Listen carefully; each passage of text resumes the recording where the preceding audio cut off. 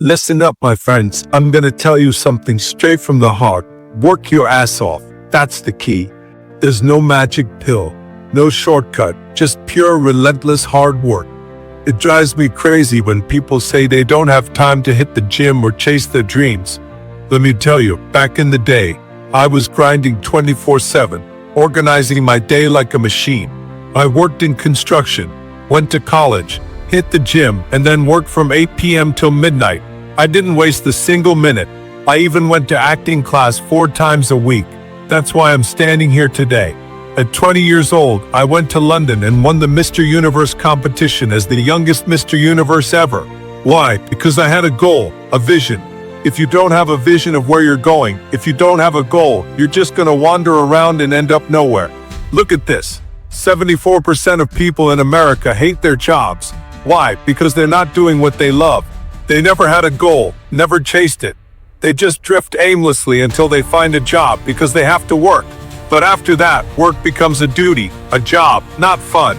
Only about a quarter of people really enjoy what they do in life. That's the truth. People always ask me when they see me in the gym on heavy lifting days, "Arnold, why do you work so hard? 5 hours a day, 6 hours a day, and you always have a smile on your face. Others work just as hard, but they look miserable. Why is that?" I tell them it's because I'm aiming for a goal right in front of me, the Mr. Universe title. Every rep I do, every single set, every weight I lift, brings me one step closer to turning that vision into reality. I couldn't wait to lift another 500 pounds. I couldn't wait to push through another 2,000 reps of planks. I couldn't wait for the next workout. So let me tell you something, set your goal and go for it. You've got to have a goal, no matter what you're doing in life. You've got to have purpose. I saw it firsthand with Muhammad Ali working his tail off. A sports writer in the gym asked him, "How many sit-ups do you do?" And Ali said, "I don't start counting until it actually hurts." Think about that. He doesn't count the easy reps. He only starts counting when it really hurts. That's hard work, my friends. And you can't cheat hard work no matter who you are. Just get your ass moving. There's no magic pill, no shortcuts, only work, work, and more work. Make sure you get that straight. People say, "I don't have 45 minutes a day to hit the gym." Come on, try doing something for 45 minutes to an hour a day to improve, whether it's physical improvement or mental growth. Imagine reading about history for an hour every day. After 365 hours, how much would you have learned in a year? Or studying the history of music or composers, how much would you know? If you work in business and spend an hour each day developing your skills or projects, think about how far you get. That's why I always say when people claim they don't have enough time, remember we all have 24 hours in a day. If you sleep 6 hours, that leaves you with 18 hours to use. Okay, some guy's shaking his head probably thinking, "Arnold, I don't sleep 6 hours. Alright, maybe I sleep 8 hours. Or maybe I just fall asleep faster, right?" So that leaves us with 18 hours a day. The average person works 8 to 10 hours. Let's say 10 hours. That leaves 8 hours.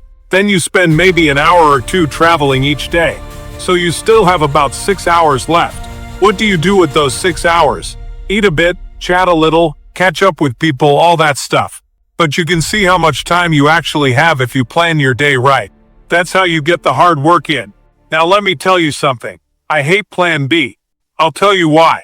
We have so many doubters out there, people saying, "No, you can't do that. It's impossible." That's fine, because we shut that down. "No, you can't do that." Well, yes, you can.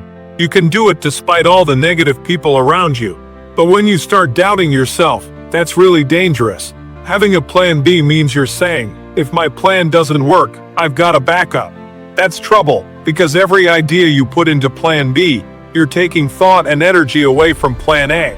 And plan A is what matters. We perform better when there's no safety net, because plan B becomes that safety net. It's like saying, "If I fail, someone will catch me," or "I've got something else lined up." That's not good. People do better when there's no backup. I never had a plan B. I was 100% committed to becoming a bodybuilding champion. I was fully committed to making it in America. I made a full commitment to participate in the Business Expo, and I'm determined to be a leader. No matter what it takes, I'll put in the work, over and over, until I get it right, just like in politics and stuff like that. For me, having a plan B is risky, because it takes you away from real chances of success. The main reason people want a plan B is because they're afraid of failing. They think, what if I fail and have nothing else? Well, let me tell you something. Don't be afraid of failure. There's nothing wrong with failing. You have to fail to climb that ladder. Michael Jordan said it best in an interview. They told him, "You're the greatest basketball player of all time." He was like, "Tell me about it." But then he said, "For me to become the greatest, I missed 9,000 shots." Even during NBA games where he was super successful, he missed 9,000 shots. Does that make him a failure? No. He's one of the greatest, a 4-time champion, but he failed 9,000 times. You get it? We all fail. That's okay. What's not okay is when you fail and just stay down. Everyone who stays down is a loser. Failures will fail. Wake up, fail again, wake up and get back up. You will always wake up a winner. That's what being a winner is about. I failed at bodybuilding. I lost competitions. I lost weightlifting contests. I had movies that flopped, went to the bathroom, and were awful. I got the worst reviews.